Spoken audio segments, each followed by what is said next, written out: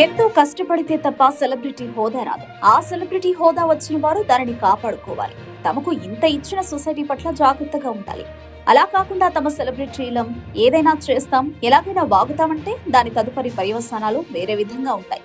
ఇప్పుడు ఈ పరిణామాలను టీవీ యాంకర్ శివజ్యోతి ఎదుర్కొంటోంది. 2 తెలుగు రాష్ట్రాలు మాత్రమే కాదు, యావత్ ప్రపంచం మొత్తం తిరుమలలో అద్భుతమైన క్షేత్రంగా భావిస్తూ ఉంటారు. తిరుమలలో శ్రీవారిని జన్మలో ఒక్కసారైనా దర్శించుకుంటే చాలని అనుకుంటుంది. అందువల్లే తిరుమల క్షేత్రం నిత్య కళ్యాణం పచ్చతోరణం మాదిరిగా విలసిల్లుతూ ఉంటుంది. అటువంటి క్షేత్రం జోలికి ఎవరు వచ్చినా సరే పరిణామాలు తీవ్రంగా ఎదుర్కొంటారు. అంతటి జగన్మోహన్ రెడ్డి పరిపాలనా కాలంలో తిరుమల క్షేత్రంలో జరిగిన వ్యవహారాలు ఇప్పుడు ఒక్కొక్కటిగా వెలుగులోకి వస్తున్నాయి. రాజకీయంగా ఎంతటి ఇబ్బంది పెట్టాలో అంతటి ఇబ్బంది పెడుతున్నాయి. అటువంటిది ఏకంగా తిరుమల వెంకటేశ్వర స్వామి ప్రసాదానికి సంబంధించి శివజ్యోతి మెదడు లేని వ్యాఖ్యలు చేసింది.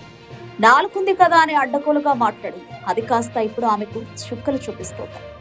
సహజంగానే తిరుమల శ్రీవారికి ప్రపంచ వ్యాప్తంగా భక్తులుంటారు. తిరుమల శ్రీవారి దర్శనం తర్వాత లడ్డు ప్రసాదాన్ని అత్యంత పరమ పవిత్రంగా భావిస్తుంటారు.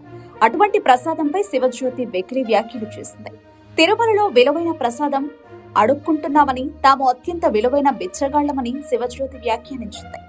అసలే నేటి సోషల్ మీడియా కాలంలో మాట్లాడే మాట మీద అదుపు ఉండాలి. సెలబ్రిటీలకు మరింత ముఖ్యంగా అదుపు ఉండాలి. అలా కాకుండా సెలబ్రిటీ అయిన శివజ్యోతి అలియా సావిత్రక్క పిచ్చి పిచ్చిగా మాట్లాడింది. వెంకటేశ్వర స్వామి భక్తుల మనోభావాలు దెబ్బతినే విధంగా మాట్లాడింది. శివజ్యోతి చేసిన వ్యాఖ్యల పట్ల వెంకటేశ్వర స్వామి భక్తులు మండిపడుతున్నారు.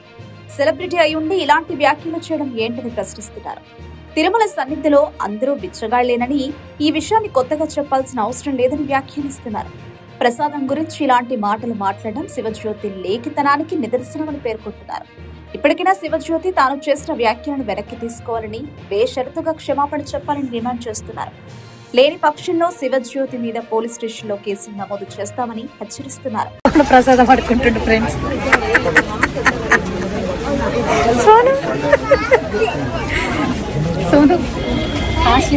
జీవితంలో ఎప్పుడు అడుక్కోలేదు. First time అడుక్కున్నాను. దర్శనం ఇది మొత్తం ఇంకా 436 కుబేరులో